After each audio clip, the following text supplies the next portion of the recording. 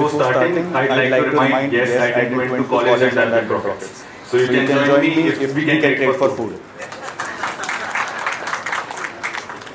So I don't know why they called me. I'm just a random guy, builds rockets, do businesses, sell shit. We'll talk about shit later. So I'm bad at remembering names. I don't know spellings. I have a pathetic memory. I never went to college. I think it explains. Anyway, I was going to ask your organizers to do that. I think it's okay to smoke in here, is it? Because it's a college campus. Okay. I'm really sorry for that. By the way, smoking is not that bad. If you don't know, students might be smoking in the campus still. Anyway, smoking is not that bad as we think about. Only 14% of people who actually smokes die of smoking, while 54% people die of a lucrative BA genome, which is found in potato. Do you know the problem with that is? Today at 4 a.m. I sent this PPT, and that is the moment I created that word. And the problem with that word is most of the people believe the fact whenever a guy say something on a podcast or a speech, and we tend to believe that while it was a false. So technically, for being a scientist, anything you study, it could be a book, it could be a podcast, it could be a journal, anything, you should not believe the fact is the point A, how you can be a scientist. Talking about entrepreneurship, what is the difference between the moral of the story was do not believe in anything. Everything is alive, the world is cursed. Talking about what is the difference between a business and entrepreneurship is to talk about is there anybody who's a founder? Of course, there are a few in the speakers as well. There might be a few in the audience as well. When we talk about the difference between a business and an entrepreneur in terms of money is a guy in business is rich, an entrepreneur does not usually have money, is broke. When we talk about being your own boss, we usually don't have employee to be bossy on. So you cannot be your own boss technically. You can look cool, it is a possibility, of course. You can become happy is one of the things people usually say while pursuing entrepreneurship. Ask any founder that if he wants to die, then he'll say yes.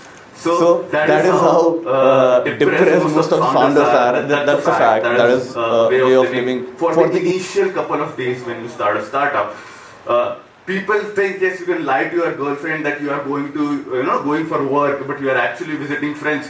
The problem is, A, you do not have friends by then. B, you do not have a girlfriend by then. So there's a lot of problem, chaos over there. Finally, the most beautiful thing where actually entrepreneurship starts is by solving a problem. Of course, there are a lot of other startups which might not solve a very bigger problem in the society but are still useful. But I'm saying why not? Okay, talking about problems, what kind of problems we can look for. Okay, so it wasn't supposed to come that way. It was a PPT basically, so I think it has been converted into PDF.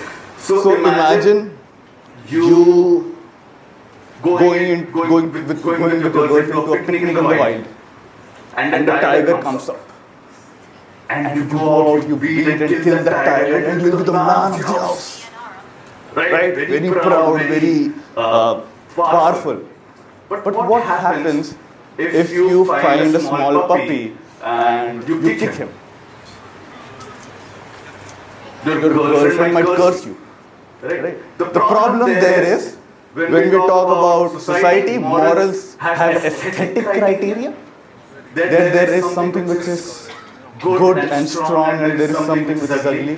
While we talk about entrepreneurship is, you have to leave that criteria behind. There are a lot of problems which are really ugly, but needs to be solved. For example, let's go to a hypothetical story. Let us name a guy X. X has a lot of titles. X is uneducated. X is sitting on a toilet corner a day doing his shit. I hope that everybody here has pooped once in their lifetime. I hope. So he was pooping a day, and he decided he wants to sell that poop. I know it sounds gross. The X is now producing aviation fuel, rocket fuel, and a lot of other things from that poop. I am that X. So yes, I am dealing with shit here. So there are a lot of problems in this world. People, since the beginning of humanity, we have been pooping, and we still didn't thought we can sell it, but we can. So there are a lot of problems which seems messy, but you can make business out of it. So it works eventually. A lot of people who have a company or want to have a company should always remember the problem you are solving. Is that really a problem, and does it have a market? Let us take. I usually tend to take my businesses as my love stories. Let us take an hypothetical example, not related to me, completely irrelevant. So when you can imagine your own cases. So once you are actually dating, a girl can be, he can make me do it three times a day. I mean make happy three times a day. Happy 3 times a day. And it might work. While the guy would be, I don't care, but she understands everything. I love him. No LGBTQ jokes here, but could be the possibility. So the thing is, the guy might think he likes the girl because she understands her, but it could go vice versa. She thinks on a different perspective. At the end you have a clash. Because now coming back to entrepreneurship, you don't understand the customer's need at that moment. So you need to understand at the fundamental level what is the problem the customer is facing. Is there a market to deal with it? If so, you can go ahead. As I told, I usually like to pursue my career, startups specifically as my love story. I might want a girl. So I write a lot. So maybe someone who might love to read my letters, someone who would like to have a chai at a random stoppery rather than a boucher cafe. Someone who does not want me for my money because I don't have any, because I'm a founder. So something like that. Someone who can understand me and blah blah blah. But in that scenario, this is a hypothetical situation of someone who I might be dating might become. So for 10 seconds you can imagine about your partner and rethink about itself that in the current state they are, would you marry them?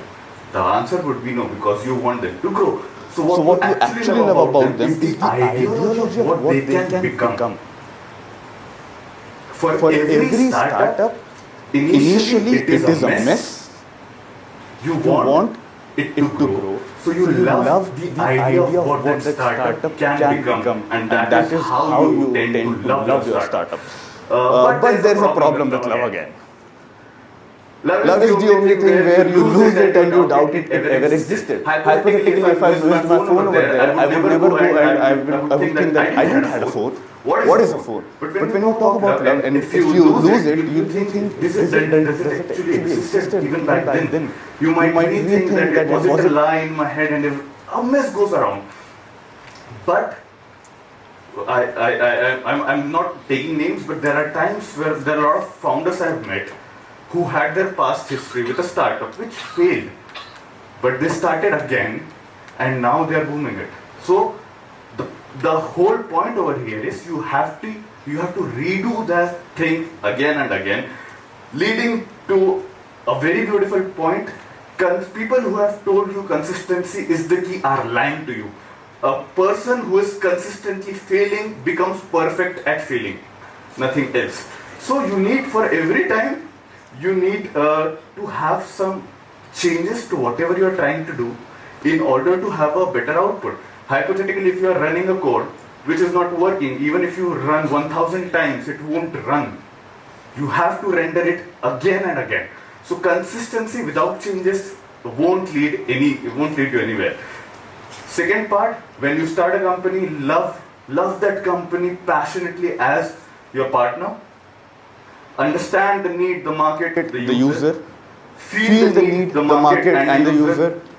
And feel the user, don't take me wrong, but you have to feel the user as a user, not in another way around. And perhaps at the end, at the very end, what would live?